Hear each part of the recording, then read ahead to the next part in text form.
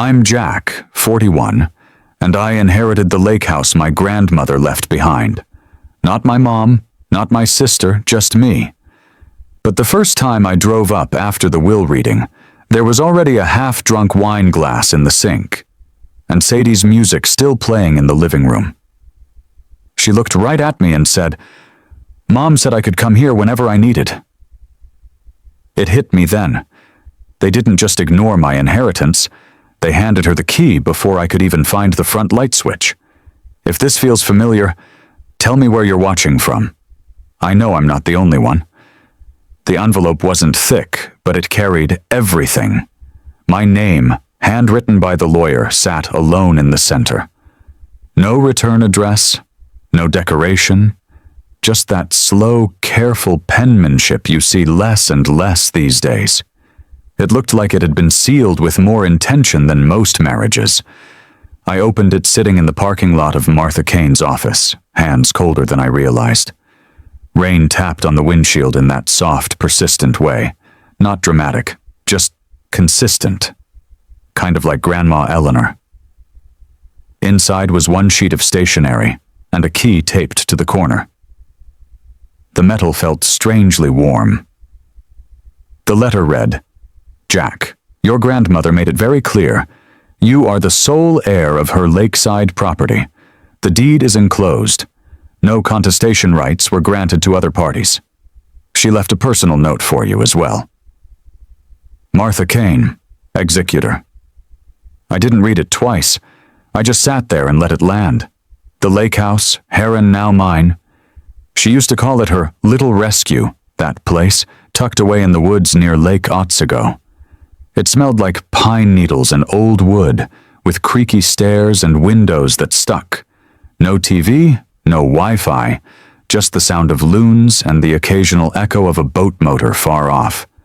When I was a kid, that house was the only place I didn't feel like I had to explain myself. Grandma once told me, "If I ever leave you something, it's because I trust you'll know what it means." I was 12. I didn't get it. I do now. Inside the office, the mood shifted fast. Martha wore her usual neutral gray. She had a face made for reading bad news, but today, she didn't flinch. Linda, my mother, sat tight-lipped, one leg crossed so hard over the other her heel bounced. Sadie, my half-sister, younger by 9 years but always more vocal, leaned forward like she was ready to pounce. Martha folded her hands. Eleanor Hawthorne left the entirety of the lake house, its furnishings, and its land to Jack. No joint ownership, no rental clauses, full transfer. Silence. I looked at my mother. Her jaw tensed, but she said nothing. Just stared at a spot on the floor like if she blinked too hard, the house would reappear under her name. Sadie finally broke it. "What? She gave him the whole house?" "She did," Martha said, calm but immovable. "Your grandmother specified that Jack understands what the house is, what it's for." "She always favored him," Sadie muttered, more to herself than anyone. "Unbelievable." Martha continued like she hadn't heard.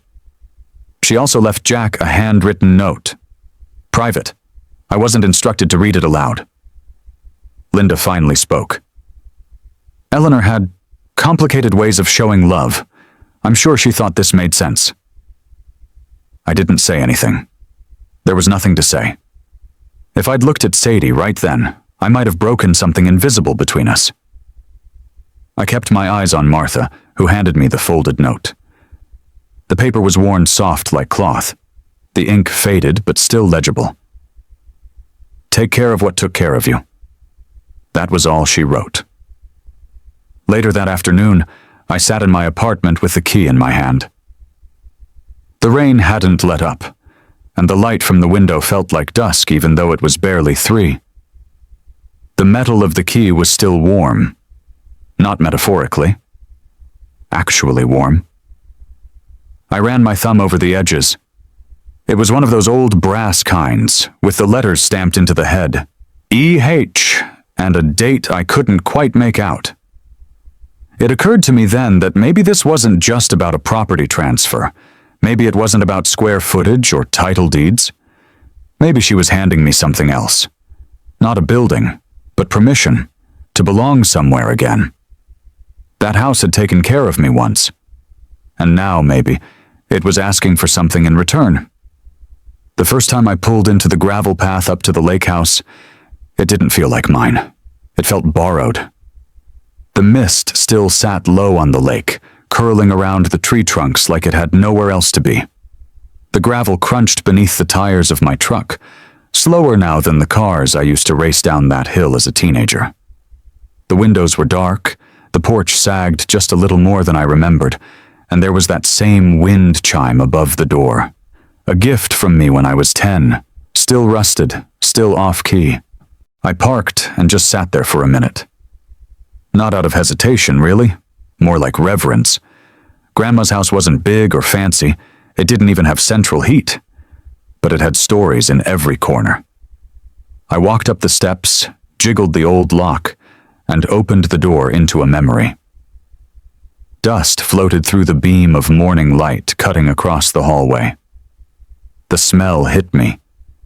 Cedar, a little musty, and something faintly floral that clung to the curtains.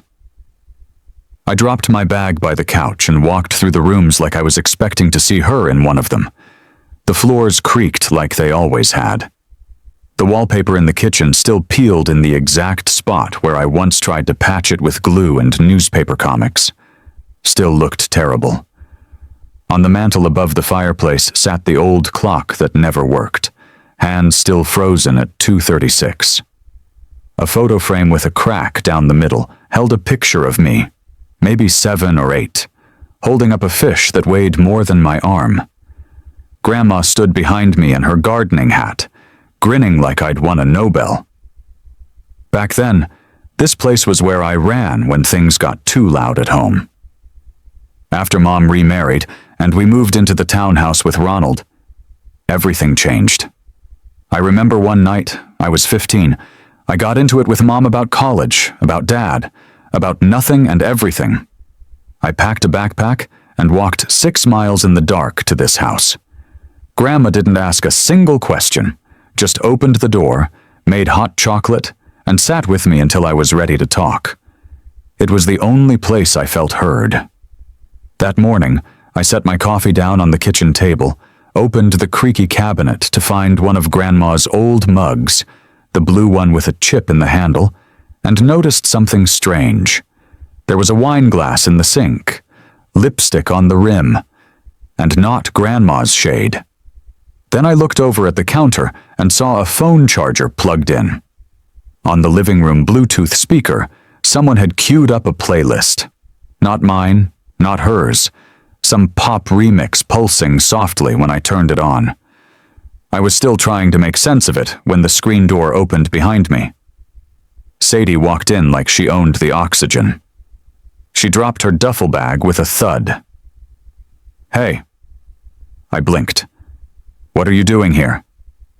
She raised an eyebrow. "Mom said I could come here whenever I needed. I've been having a rough time." I stared at her. "You have a key?" She pulled it out of her jacket pocket and jingled it. "Mom gave it to me years ago. Don't worry, I wasn't planning to stay long." I didn't say anything. I watched her walk over to the kitchen and grab one of the good coffee mugs, the ones Grandma always saved for guests. She popped a pod into the Keurig and leaned against the counter like we were roommates on some sitcom. "It's not like you live here full time," she said, eyes scanning the room. "You probably won't even use the place that much." I laughed, but there was no humor in it. "It's not about that." She looked up. "Then what's it about?" I didn't answer. Sadie sipped her coffee, walked past me, and headed straight for Grandma's bedroom. "You can't just—" I started, but stopped myself. She opened the door and tossed her bag inside like it was a dorm room. "Relax, I'm not stealing the wallpaper." I stood in the hallway, fingers clenched. She had no idea. Or maybe she did and just didn't care. After she disappeared into the bedroom, I walked into the guest room.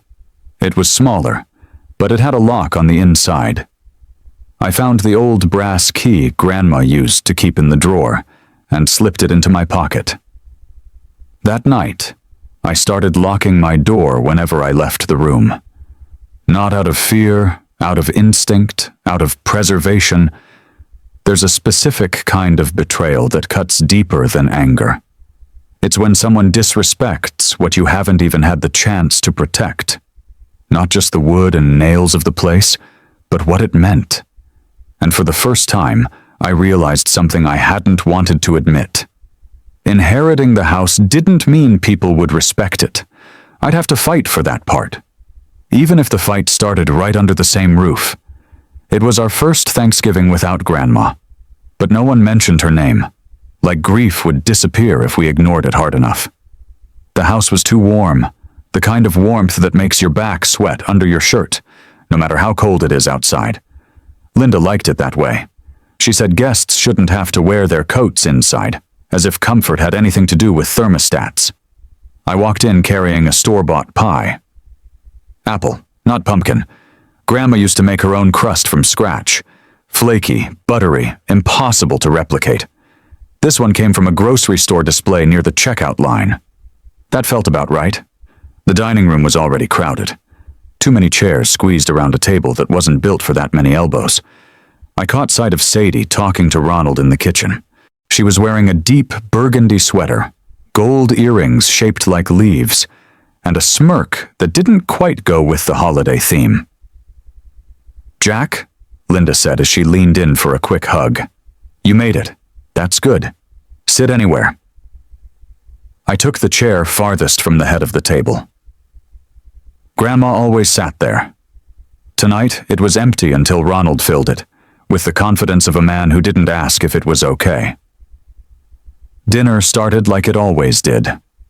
Overcooked turkey, mashed potatoes a little cold in the middle, green beans from a can dressed up with sliced almonds to fool us into thinking someone cared. No one prayed. No one toasted. Just forks scraping plates and a few awkward, "So, how's work?" kinds of questions tossed like softballs with no follow-through. Ben was there. I hadn't seen him in years. High school friend, now a nurse, invited by Linda, so it wouldn't feel so small this year. We exchanged a nod. He looked as out of place as I felt. Halfway through the meal, Sadie piped up between bites of stuffing. "So," she said, eyes locked on her plate, voice light but sharp. "Mom said we might have to Airbnb the lake house for a while just to help with bills and stuff." The room paused. Linda laughed nervously. "It was just a thought. Nothing's decided. And besides, it's only temporary."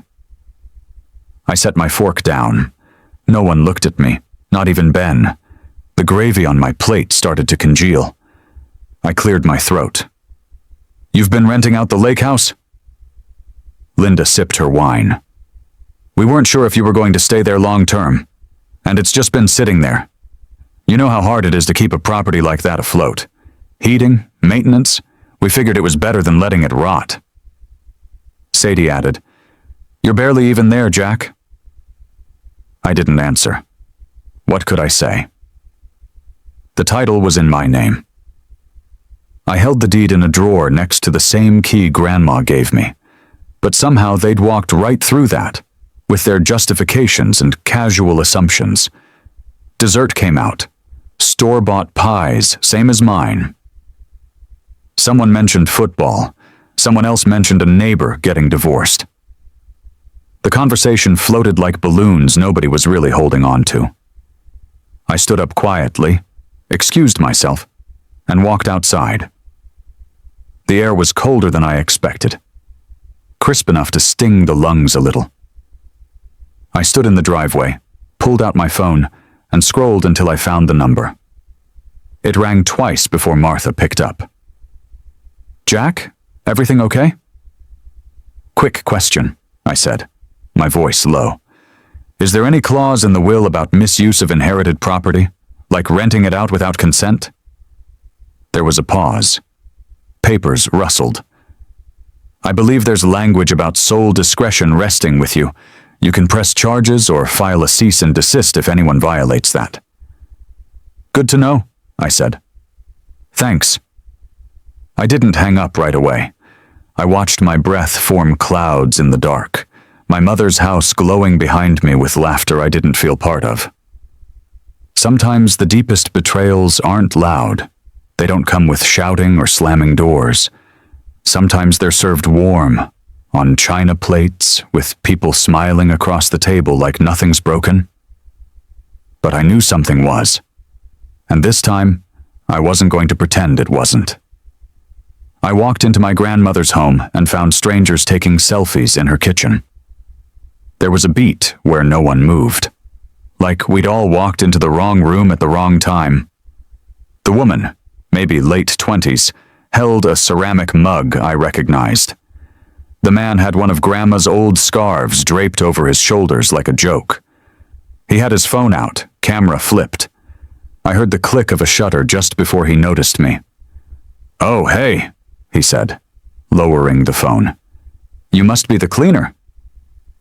I didn't respond right away. My eyes swept over the space. The vase of fake flowers on the table, the extra shoes by the door, the open backpack on the couch. The whole place looked lived in, not by memory, but by strangers trying it on. "I'm Jack," I said slowly. "This is my house." The woman's smile faltered. "Wait, you're the owner?" I nodded. The man cleared his throat. Sadie set this up on Airbnb. She said she had family rights or something." "Of course she did." The woman stepped forward. "She was super chill. Honestly, we weren't going to say anything, but this place, it's amazing. You could charge double." I tried to find something to hold on to, some steadying surface, but all I saw was intrusion. Even their suitcases had left grooves in the rug Grandma once vacuumed in perfectly straight lines. I took a breath. "I'm going to have to ask you both to check out early. No rush, but today's your last day. This wasn't authorized." The man raised his hands, not combative, just confused. "Totally get it. Didn't mean to cause trouble." I gave them a few hours, went out for coffee I didn't really want, and came back after lunch. They were gone, and the silence that filled the house was louder than their presence. I walked room to room, opening windows. The air smelled like unfamiliar cologne and lavender detergent. A candle in the bathroom, not mine, had burned halfway down. They'd left behind a half-eaten bag of trail mix and a guest book on the nightstand. I didn't even know we had a guest book. I flipped to the last page. In round, bubbly handwriting, someone had scrawled, "Best stay ever. Such a cozy, healing space. Wish this place were mine." Cassie and Drew, November. I closed the book, sat down at the edge of the bed, and stared out the window toward the lake. I called Sadie. She answered on the second ring. "Hey, what's up? You've been renting out the house again?" She sighed. "Okay, look, I was going to tell you. You didn't. I needed the money. I've been between jobs, and Jack, you're not even living there full-time. It just made sense." To who? To Mom, to me, to people who understand how expensive life is right now. I didn't yell. I didn't even raise my voice, but something settled in my chest. A weight, a line. "Don't ever do it again." "Seriously? You're going to be this dramatic? It's not like I trashed the place." "No, you just gave it to people who didn't know what it meant." She huffed. "You're overreacting." I hung up. No shouting, no cursing, just the soft tap of my thumb on a screen. Later that evening, I changed the locks. I went to the hardware store, bought a new set with codes instead of keys. I didn't tell anyone. I emailed Martha, attaching the guest screenshots, and asked her to draft an official notice of unauthorized access and trespassing addressed to Sadie and Linda. It wasn't about revenge. It was about drawing a boundary no one else seemed willing to recognize. That night, I sat at the kitchen table and looked at the guest book again. My fingers hovered over the page. I didn't tear it out, I didn't burn it. But I didn't read it twice either. There's a difference between owning something and being allowed to protect it. A difference between legal possession and emotional weight. That house held decades of silence, of laughter, of whispered forgiveness between spoonfuls of soup. And now, in the span of a few weeks, people who didn't even know how to make decent coffee had walked right through it like it was another weekend escape. Grandma once said this place had seen everything, except people who didn't understand how to sit still. I was starting to understand what she meant. I kept all of Grandma's old letters in a shoebox beneath the window seat. But this one had never been opened, and it wasn't addressed to me. The attic smelled like cedar and old paper, the kind of scent that gets in your throat, dry and familiar, like opening a hymn book that hasn't been touched in decades. Dust caught the sunlight leaking through the cracked window panes, and somewhere in the far corner, a spider had claimed a shelf of board games as its personal empire. I wasn't up there looking for anything in particular, mostly just clearing out the things that felt heavy by their very presence. Old tins, knitting needles, envelopes yellowing at the edges. Some were labeled, some not. One box had the word Jack written on top in Grandma's looping cursive, and I smiled despite myself. I knew that handwriting. It had taught me how to spell responsibility before I could ride a bike without wobbling. But the envelope on top of the pile didn't have my name. It said, Sadie. No stamp, no return address. Just Sadie, underlined once, with a deliberate hand. I turned it over, hesitating, and then opened it. Grandma's voice filled the space like a whisper I hadn't expected to hear. Dear Sadie, you remind me too much of myself at your age. Reckless, proud, scared of being second. I know you think I didn't see you, that I wrote to Jack because I loved him more. But the truth is, I wrote to him because he listened. I sat down on an old wooden trunk and kept reading. You charge into rooms before knocking. You speak like every word has to prove something. That kind of noise isn't strength, sweetheart. It's armor. And I get it. I used to wear that same kind. But this house isn't a reward. It's not a crown. It's not an apology either. You don't need to earn it. You need to learn what it means. If someday this house ever comes to feel like home, I hope it's because you learned how to sit still in it, not because someone gave you the keys. There was no date, no signature, just a little pressed sprig of rosemary taped to the bottom of the page. Grandma's way. I read it again. And then a third time, slower. Sadie had always said, Ba wrote to you, never to me. Like it was a statement, not a wound, like it ended the conversation before it even started. But this was her letter. Meant for her hands, her eyes. I thought about mailing it. I imagined putting it in one of those thick, cream-colored envelopes, writing her address in my plain block letters, and dropping it into the blue mailbox down by the diner, where the postman still nods at you like it's 1952. But I didn't. I folded the letter back the way I found it, carefully, precisely. I slid it into the box and placed it underneath the others, not out of sight, but out of impulse.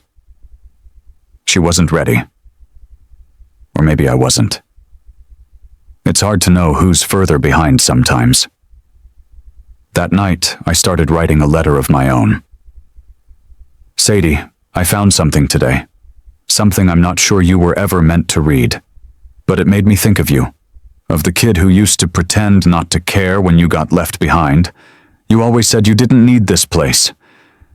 But I think you needed to be chosen. We all do, in some way. I got about that far before I stopped. Not because I didn't mean it, but because I didn't know what I meant beyond it. I stared at the page for a while, then tore it down the middle, once. Clean. I let the pieces fall into the trash, not dramatically, just quietly. Like they belonged there. Sometimes writing is just thinking out loud to yourself. I went downstairs. The kettle had cooled. The radio, still playing something old and slow, murmured in the corner. I leaned against the counter and watched the wind stir the trees outside, bare and tired. Then came the knock. Not sharp, not urgent, just present. I opened the door, and there was Martha. She didn't say anything at first, just held out a rectangular bundle wrapped in brown paper, twine tied in a knot, like it had come from a time when things were packaged with care. "For you," she said. I nodded, taking it, not yet ready to open it. There are some things you don't rush, like forgiveness, or grief, or the sound of your grandmother's voice coming back to you from a letter she never mailed. And there are some letters we keep, not to read, but to remind ourselves that we were once being thought of, even in silence. The music was loud enough to rattle the old stained glass above the kitchen sink. I was still half a mile out, headlights bouncing along the narrow road, when I heard the bass. It wasn't just music. It was movement, vibrations in the gravel, in the trees, in my chest. I hadn't planned to come up that night, but something had itched all afternoon. Maybe it was the way Martha's earlier email sat unopened in my inbox, subject line, insurance activity, please review. Maybe it was nothing more than instinct, the kind you get when you've owned something fragile for too long and feel it slipping. The driveway held 5 cars, college stickers on the bumpers, red Solo cups on the roof of one. I parked on the side and walked toward the front door. No one saw me come in. The door was unlocked. Inside, heat and noise hit me like a wave. The smell of beer, weed, and something fried hung heavy in the air. Bodies moved in a blur. Kids barely older than Sadie, laughing like they were in a dorm, not my grandmother's home. One girl was dancing on the dining table.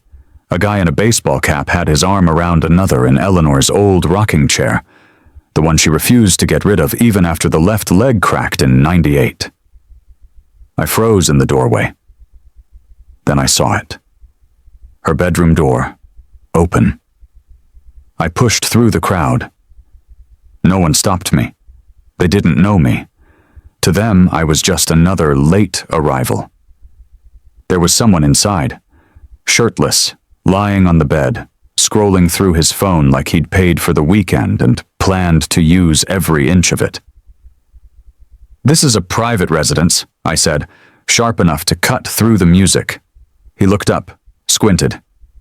"You Jack?" "Yes," he shrugged. "Cool. Sadie said it was fine. Paid her last week." I walked out and called the sheriff. The party broke up fast after that. Flashing lights will do that to a crowd raised on warning labels and TikToks. Some cursed. One cried. The rest stumbled out like ants from a kicked-over hill. No Sadie, just echoes and broken things. When the last of them were gone, I stood in the living room and let the silence settle. The neighbor, Mrs. Dunley, stepped through the back screen door. Her hair was tucked into a wool cap, her hands wrapped around a flashlight like a priest holding a candle. "I figured you'd show up," she said. "Saw the cars earlier, knew it wasn't you." We cleaned in silence for a while. She picked up bottle caps like she was collecting seashells, gentle, deliberate. Then she said, "Your grandma would have hated this." I nodded, ashamed. "But you know what she would have hated more?" I looked at her. "The silence between you and Sadie." I didn't answer. When she left, I walked into the study. Eleanor's antique clock, the one she said her own mother gave her, lay on the floor in 3 pieces. Its glass face cracked like a spider web. The hands were stuck at 9:42. I didn't know if that was the moment someone knocked it down, or the moment I realized something permanent had changed. I sat down, surrounded by the wreckage of a house that wasn't even mine until recently, yet felt more mine than anything I'd ever owned. Eventually, I stood and walked to the hallway closet. I wasn't sure why. Just searching. Inside was the cedar chest, Eleanor's chest, but it was open and empty.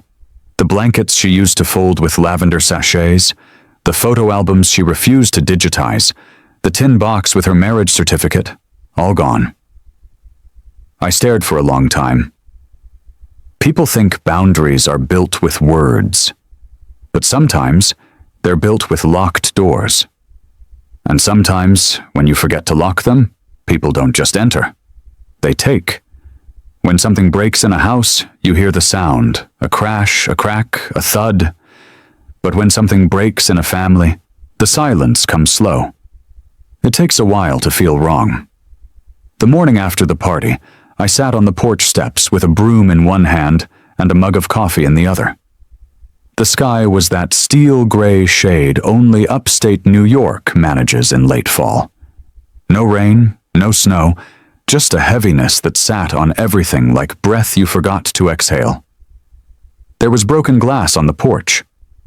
Bottle shards mostly, but near the threshold was a piece of the clock's face. A curved triangle of glass with the number 6 still printed on it. I swept slowly. Inside, the air smelled like stale beer and eucalyptus. Someone must have sprayed one of those cheap air fresheners from the gas station. It did nothing but layer over the scent of what had been broken. Memories, boundaries, a little more of my patience. The cedar chest was still open in the closet, still empty. I didn't have the energy to close it. The phone rang around 10. It was Martha. "I'm so sorry, Jack," she said, before I even said hello. I told her what happened, gave her the timeline. The sheriff's card still sat on the table, unreadable except for his handwritten note. "Let me know if anything's missing." "Do you want to file a claim?" Martha asked. "I don't know," I said. "It feels like filing a report against someone scratching up your mother's headstone." She didn't reply for a moment. Then, "There are options. We can legally bar Sadie from access, even seek damages. I'll send over a list." "Okay." We talked a bit more. Logistics, next steps. Then she asked softly, "Do you still want the house?" I didn't answer right away, just looked out at the lake. It was still. Gray. Reflective like a mirror that never quite told the truth. "I don't know," I said. She understood. The voicemail came sometime after noon. I didn't see it arrive, just noticed the red dot blinking when I checked the phone again. Sadie's voice was smaller than usual, tired, a little slurred. "Jack, I didn't know they'd do that. It was supposed to be a couple, not a party. I didn't even stay the night. I'm sorry. I'll pay. I'll make it right." I swear I didn't respond. Not because I wanted to punish her, because I didn't know what to say that wouldn't sound like goodbye. Instead, I started cleaning.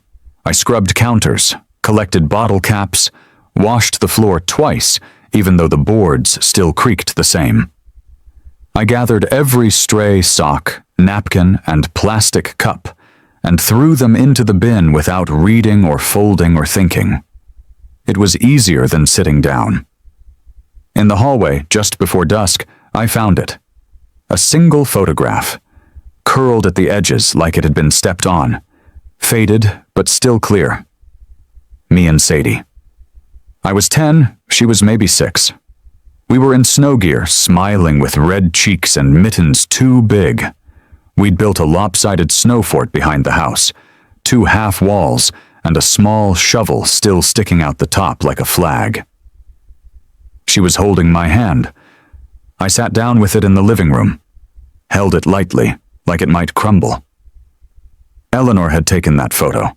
I remember because she laughed when Sadie threw snow at the camera and caught the corner of her coat. She called us her little storm builders. Funny how memory works. You can forget where you parked the car yesterday, but you remember the sound of your grandmother's laugh when your sister made snow angels in the shape of a clumsy heart. That night, after dinner and a long walk around the perimeter of the lake, I sat at the kitchen table with a yellow legal pad. Wrote 3 things: change locks, call contractor, decide if I still want this house. I didn't add anything else. Sometimes grief isn't about death. Sometimes it's about what the living keep doing to what someone left behind. I didn't expect to hear from my mother, and I definitely didn't expect her to say the words, "I might have made a mistake." It was just after 8 in the morning. The lake was still wearing that heavy winter silence, like it hadn't decided whether to freeze or just give up and stay gray. I had the kettle going. Its slow hiss the only sound in the house besides my own breath. The phone lit up on the table. MOM. I stared at it for a second. We hadn't spoken, not really spoken, since Thanksgiving. Just a couple of short texts about checking in or hope all is well, messages that mean less the more you send them without substance. I tapped answer, put it on speaker, and sat down. "Jack?" Her voice was thin, almost careful. "I'm here."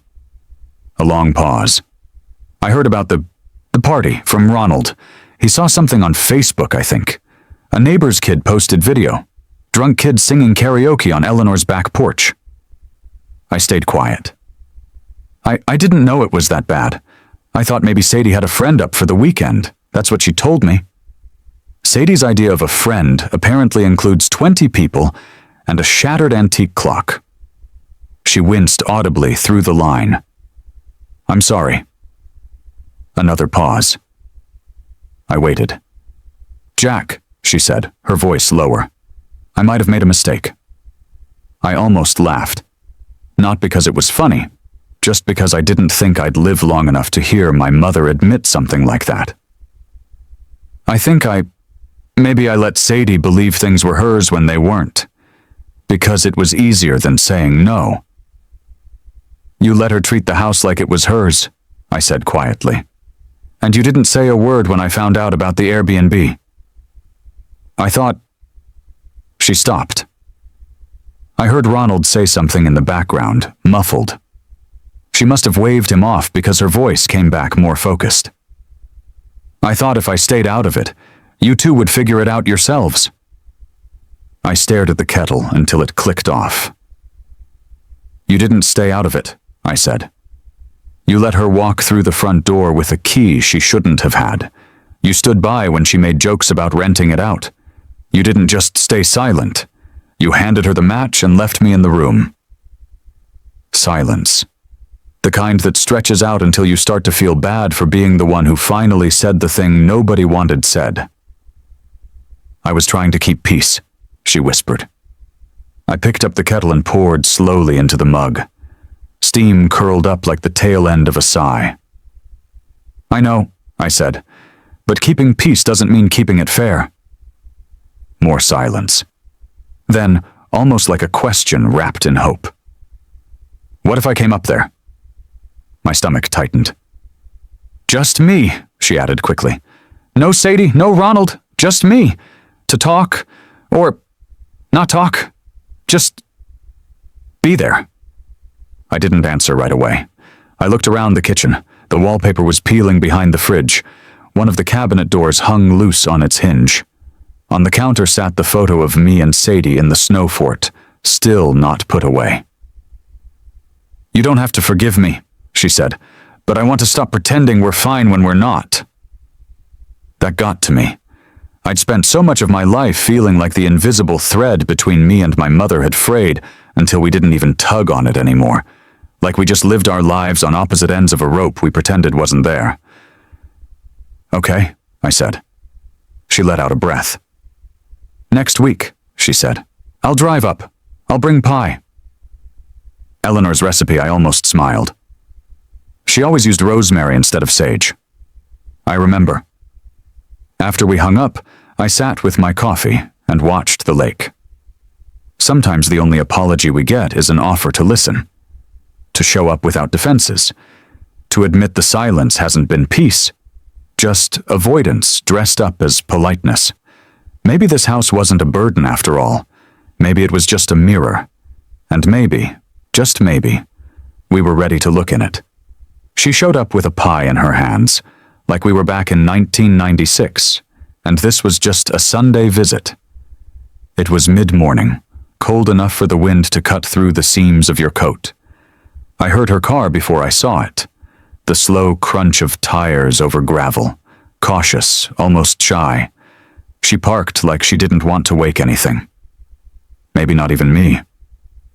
I stood on the porch, arms crossed, mug cooling in my hand.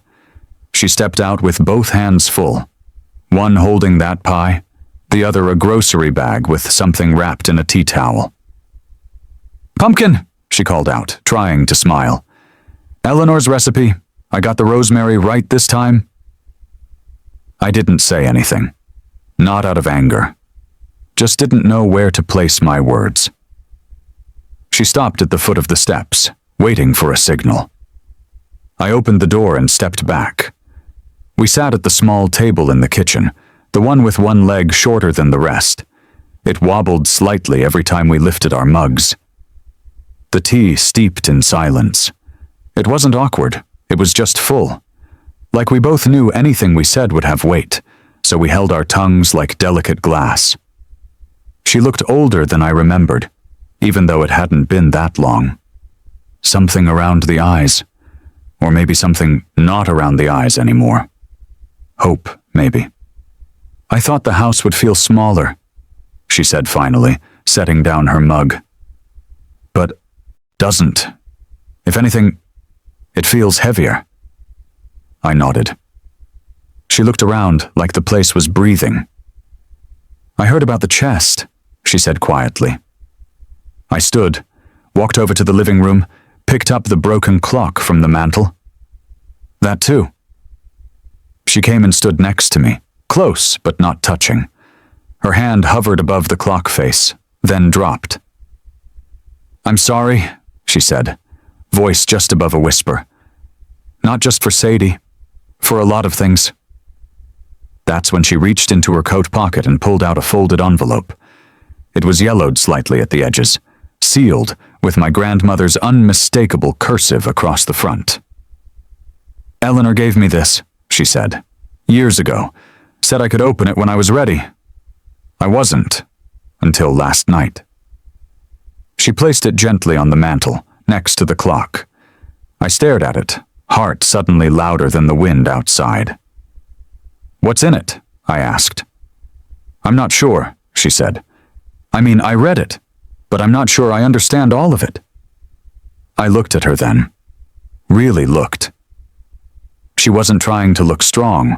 She wasn't hiding behind her usual cheerfulness or excuses. She just looked present, which was more than I could say for most of our life. "Grandma once said," I muttered, "that you weren't cruel, just tired of being invisible." Linda let out a quiet, dry laugh. "That's generous of her." I didn't know what to say after that, so I didn't say anything. She walked back to the kitchen, fussed with the pie. "I envied her sometimes," she said over her shoulder. "The way she looked at you, like she saw something in you I must have missed." I didn't know how to respond to that either. So we just stood there a little longer, sipping tea in silence again. Sometimes the most important things ever said in a family were never spoken aloud. They were handed over, letter by letter, silence by silence, regret folded neatly like a napkin on a Thanksgiving table. That afternoon, after she left, I picked up the envelope from the mantel. But I didn't open it. Not yet. I read the letter in the same chair Eleanor used to knit in. It smelled like lavender and paper regrets. The light was thinning outside. Snow had started falling softly against the windows, the kind that didn't stick, just danced a little before fading into the glass. The fireplace gave off a steady, whispering crackle, not enough to fill the room, but enough to remind you the silence wasn't empty. I hadn't sat in that chair in years. It creaked under my weight like it remembered me, or maybe just resented that I wasn't her. The letter rested on my lap, unopened for years, carried through grief, guilt, and maybe some form of protection. I ran my thumb over the envelope, the paper soft at the corners, brittle near the seal. Her handwriting, once firm and tall, leaned now, slanted and uneven, like her hands had shaken when she wrote it. Or her heart had. I broke the seal. Inside was one sheet, both sides written on, the ink faded but legible. No greeting, just a beginning. You weren't a bad mother, just scared. I blinked. My throat tightened. I was too hard on you. You gave up trying to impress me, and I never told you I noticed. I leaned back, the paper trembling a little between my fingers. I could almost hear her voice, not the brisk, commanding tone she used when telling stories at the dinner table, but the soft, slow cadence she saved for late-night talks when the power went out. You were young, with a baby and a man who never really showed up. And I let you believe you had to raise your children the way I raised mine. That was my failure, not yours. I paused. Read that part again. And again. You did your best, Linda. I know it now. I wish I had said it out loud when it would have helped. There was no grand declaration, no instructions, just this long, meandering truth, a quiet reckoning. An acknowledgement of a wound, not with bandages, but with open hands. At the bottom, in smaller writing, was one more line. Love is heavier than inheritance. Handle both with care. I didn't know how long I sat there after finishing it. I folded the letter back neatly, even though my hands wanted to crumple it to my chest, like it could fill something inside me that had always been just a little hollow. I picked up my journal from the shelf. Hadn't touched it since college. The cover cracked when I opened it. The pages were yellowed, a few stuck together from time and forgotten coffee spills. I wrote slowly, like she had. I wrote about what the letter said, and what it didn't. I wrote about the way my mother had stood in the kitchen yesterday, pie in hand, unsure of whether she was welcome. I wrote, she forgave her, and underlined it once. I didn't write anything else after that. I just sat there and listened, to the fire, to the snow, to whatever part of Eleanor was still alive in this house. And then, just as the last bit of daylight disappeared from the lake, I heard it. A knock at the porch door. Not loud, just familiar. I stood slowly, heart already knowing. When I opened the door, Sadie stood there. No coat, no suitcase, just eyes that looked older than they did last week. And before either of us could say anything, I said the only thing that felt true.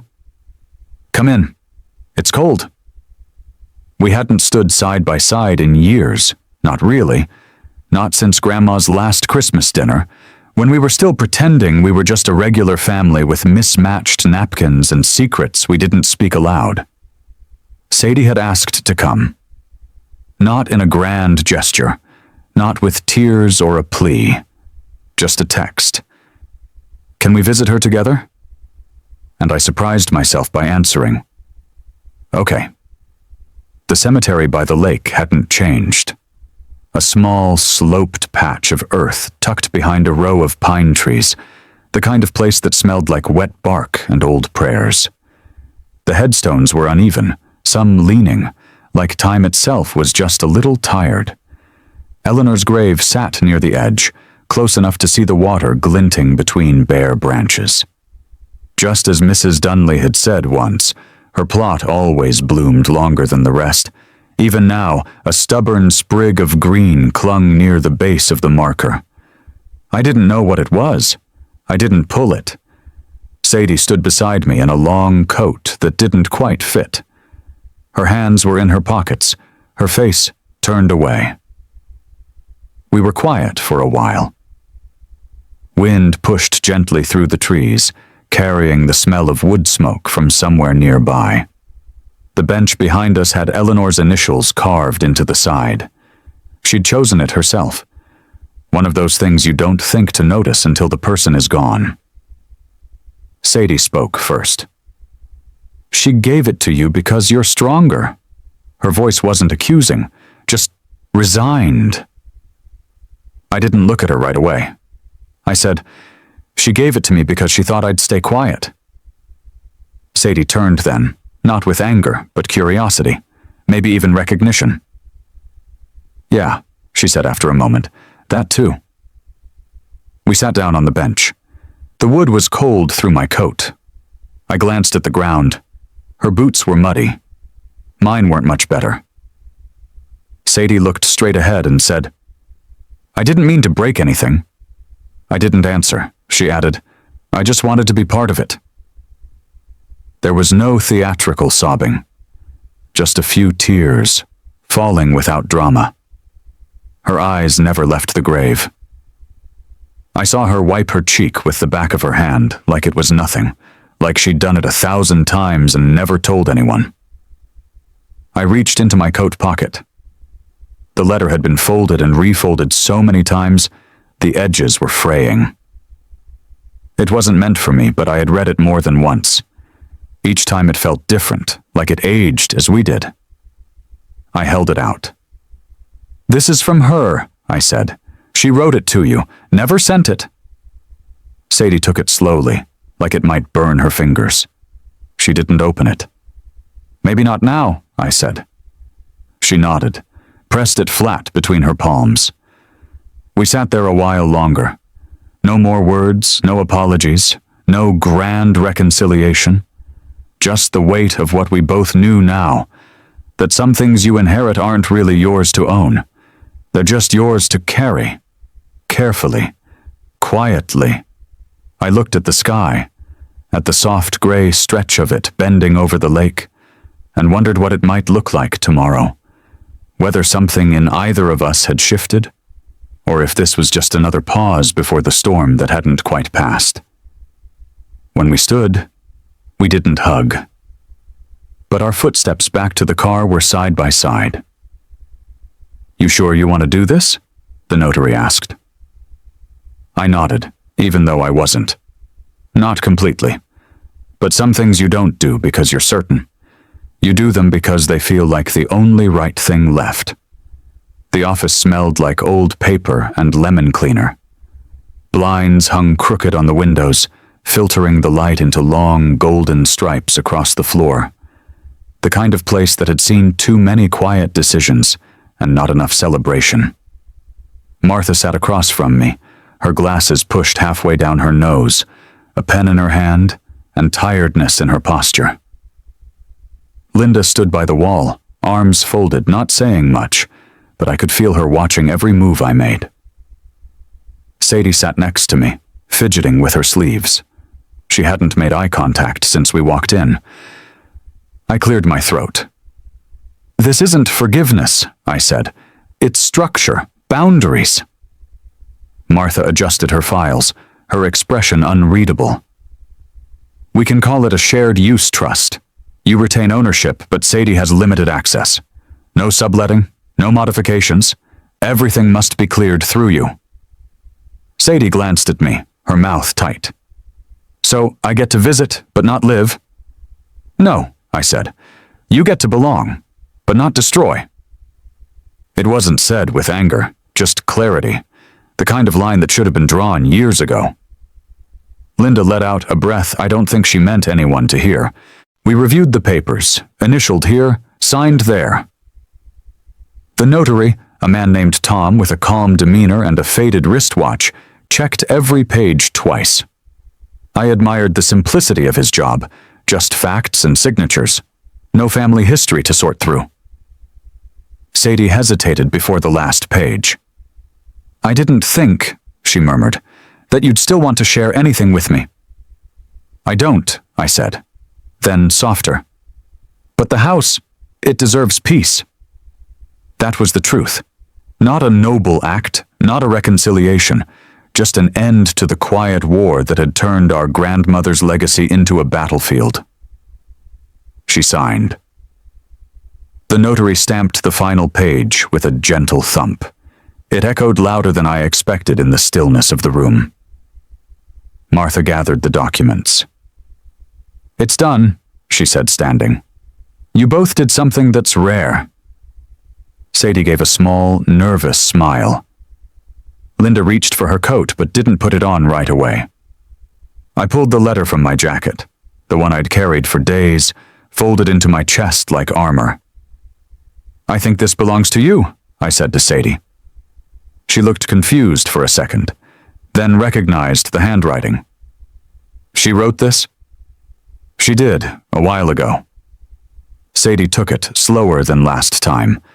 This time she didn't hesitate to open it. I turned away, giving her the privacy of a moment that wasn't mine. From behind me, I heard a quiet intake of breath. Not shock, not sorrow, just something small cracking open. Linda touched my shoulder as we stepped outside. "She would have been proud of you," she said. I didn't answer. Pride didn't matter much now, but maybe peace did. We stood on the front step of that old notary's office, and for the first time in what felt like years, I didn't feel like I was carrying everything alone. By mid-January, the lake had frozen into a smooth, breathless sheet of glass. No boats, no echoing laughter, no strangers with selfie sticks asking where the good firewood was. Just me and the silence Eleanor used to love, the kind that felt earned, not empty. Inside the lake house, the wood stove crackled steady in the corner. I'd gotten used to the rhythm of feeding it. 3 logs, spaced out just enough to keep the flame hungry. The roof wore a thick coat of snow, like someone had tucked the house under a white quilt and told it to rest. I'd found a clock repair shop in town. A real one, run by a man with Coke bottle glasses and a long memory. He didn't have the same antique faceplate, but the chimes were identical. When I hung it back on the wall, just above where the cedar chest used to be, it was like giving the house its heartbeat back. Tick, tick. Every chime at the hour made the quiet feel just a little more alive. I rearranged some books, dusted the shelves, set a family photo on the mantel, one with me, Sadie, and Eleanor, blurry around the edges but whole in a way we hadn't been in years. I didn't even frame it, just propped it up against the wall like it had always belonged. The call from my mother came mid-morning. "You sound well," she said cautiously. "I'm peaceful," I replied, which wasn't the same as happy, but close enough for now. She cleared her throat. "Don't forget the house needs people, not just repairs." "I know," I said. And I did. The voicemail from Sadie's son came later that day. His voice was high, curious, and still untouched by the weight of our history. "Hi, Uncle Jack. Mom says we can come fish when it's warmer. Do fish sleep under the ice?" I played the message twice. There was no follow-up, no pressure, just a child asking a question that didn't need an answer, only presence. That night, I stood on the porch, watching flakes drift under the dim yellow light above the steps. The shovel leaned against the doorframe. For a second, I thought about leaving it there, untouched. But then I wrapped my hands around the handle and began clearing a path. Not for anyone in particular, but because someone might come. I left a note inside the front door. Pinned it just under the coat hooks. "If you're here to rent, you're too late. If you're here to remember, come in." Then I turned back to the fire, let the heat settle into my bones, and waited for the sound of ice cracking. Not breaking, but shifting. Making room for spring. If anyone ever listens to this, I guess I'm telling you what I couldn't say back then. I said it slowly, like the words had been waiting somewhere in my chest for years, scratching at my ribs until I finally let them out. The fire was the only light in the room. Everything else, the soft hum of the heater, the gentle groan of the floorboards, it all held its breath for me. I opened the voice recorder on my phone and pressed the red circle. "This is Jack," I began, even though I didn't know who I was talking to. Maybe Sadie's kid someday. Maybe no one. Maybe just the silence. I cleared my throat. "I live at the lake house now. I guess I've earned that somehow. Not because I fought for it, but because I stayed when it felt easier to leave." I paused, letting the fire crackle fill in the space I wasn't ready to fill. "I learned something about family," I said. "It doesn't mean fairness. It doesn't mean being understood. It just means showing up. Even when it's messy. Even when no one's asking you to." I talked about Eleanor next. About her rosemary turkey, her sharp handwriting, the way her silence could be both comfort and punishment. I told a story about the time she let me build a snow fort out back while Sadie stayed inside. How she brought me cocoa in a chipped mug and didn't say a word, just sat beside me, letting the cold and the quiet do their work. "I think she saw something in us," I said. "Me, Sadie, even Mom. But she never said it directly, just wrote it down in pieces." I hesitated before the next part. I didn't stop Sadie soon enough. I didn't speak up when I should have. But I didn't let the house go. I didn't let what mattered turn into something we couldn't fix. The fire popped, like it agreed. "I know I wasn't perfect," I said. "Still not. But if you're hearing this and you're ever in this house, I want you to know, we tried. That's what matters." I ended the recording, sat in the hush that followed. The silence wasn't hollow anymore. It was full, like someone had exhaled after holding their breath too long. I transferred the audio to a little USB drive, the kind Eleanor never would have trusted. I labeled it with a piece of masking tape and a black marker. Lake House. Things that mattered. Then I pried loose the back panel behind where the cedar chest had once stood, tucked the envelope in, sealed it. Not hidden, just placed carefully. I walked back to the fire, sat in Eleanor's old chair, the one that still smelled faintly of lavender, cedar, and something like paper from the 1970s. And then I said it out loud for the first time. "Thank you, Eleanor. Not for the house, for holding on to something long enough for me to remember how." The lake looked younger in the summer, like it forgot how hard winter had been. It shimmered under a wide blue sky, and the air smelled like cut grass and charcoal. Even the old dock creaked like it had something to say, not from age, but from use. This time the house didn't feel borrowed. It didn't feel like an inheritance I had to justify. It just felt like mine. I had invited everyone. Linda, Sadie, her husband Marcus, their boy Eli, even Ben, who hadn't seen the lake house since high school, pulled into the gravel drive with a cooler full of store-bought lemonade and a grin that said he was here for the weirdness, whatever form it took. "This isn't a party," I said to Ben as he climbed out of his truck. "Just a meal, no fireworks." He smiled.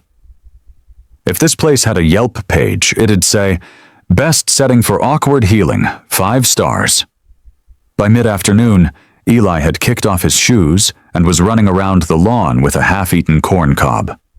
I handed him a small fishing rod, already baited, and we sat together on the dock. He didn't say much, just stared at the water like he was trying to guess what lived beneath it. "Do fish sleep?" he asked. "Sometimes," I said, "but they don't snore." He laughed, the kind of laugh that makes you forget how tired you are. Linda showed up with a glass casserole dish wrapped in a towel. "Just like Eleanor hated," she joked, setting it on the porch table. "Canned green beans, French onions, and cream of mushroom, one culinary sin on top of another." She winked, and for a moment I saw a flicker of her younger self, The one Eleanor might have known before everything got too complicated. Sadie stayed quiet most of the afternoon. She helped lay out paper plates, kept Eli from double-dipping in the potato salad, and watched the lake like she was still learning how to be still. That was enough. We weren't here to fix anything, just to be. The fish weren't biting, but I caught one anyway, a smallmouth bass, shimmering green and gold in the sun. I held it for a second before slipping it back into the water. "I thought you were keeping it," Eli said.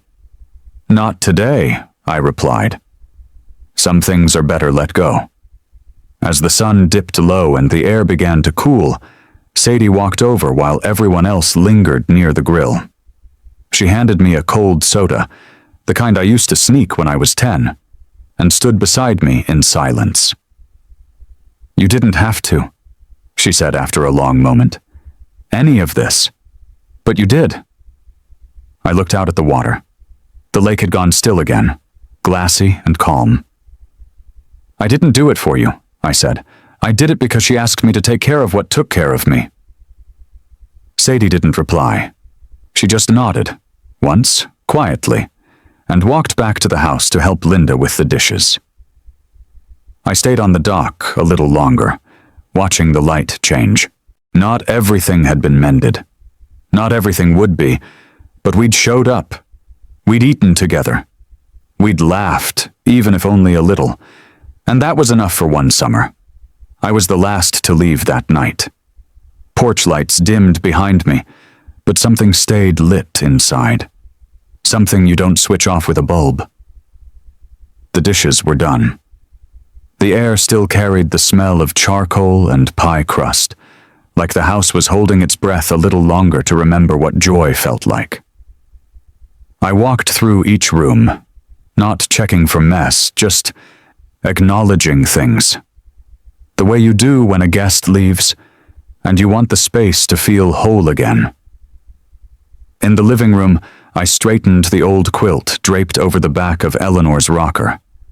Folded it the way she used to, corners neat, like it mattered.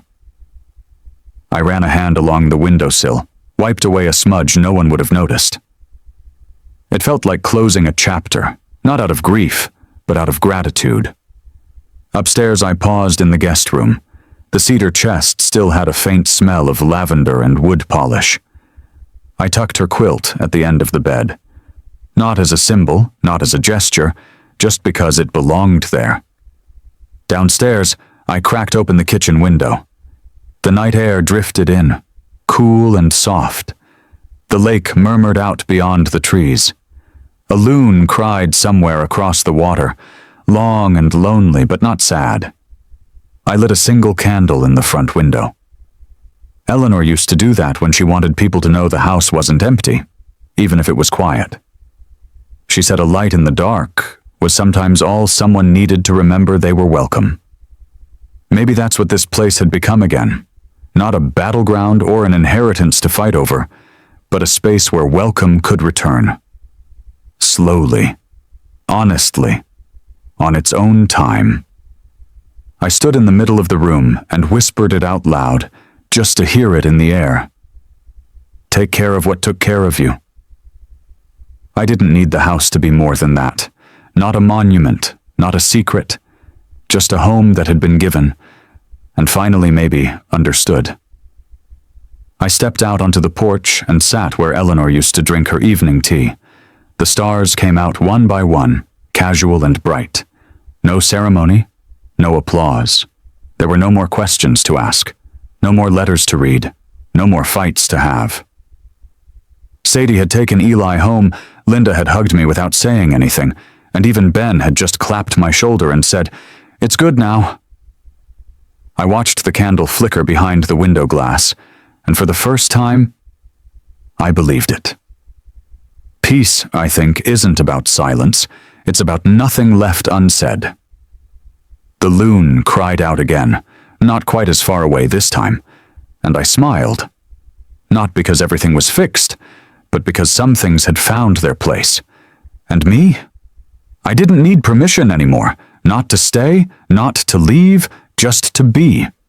You know, the older I get, the more I realize not everything we inherit fits in a will. Some legacies show up in quiet moments, a folded quilt, a locked door, or a memory that stings before it softens. What my grandmother left me wasn't just a house, it was a question. Will you take care of what took care of you? And for a long time, I wasn't sure I could, or should. But healing doesn't happen all at once. It happens in small acts, like shoveling a snowy porch, fixing a clock, or saying someone's name out loud again after years of silence. So here's what I'll pass on to you. Peace isn't about avoiding pain. It's about choosing not to carry it into the next room. And now I'd love to hear from you. If this story made you pause for a moment, drop a 1 in the comments. What state are you watching from? I'd really like to know. Got a different take on family, inheritance, or forgiveness? Let's talk about it below. And if you enjoy stories that feel like sitting on a porch with an old friend, hit subscribe so you don't miss what's coming next. Thanks for listening, and take care of what took care of you.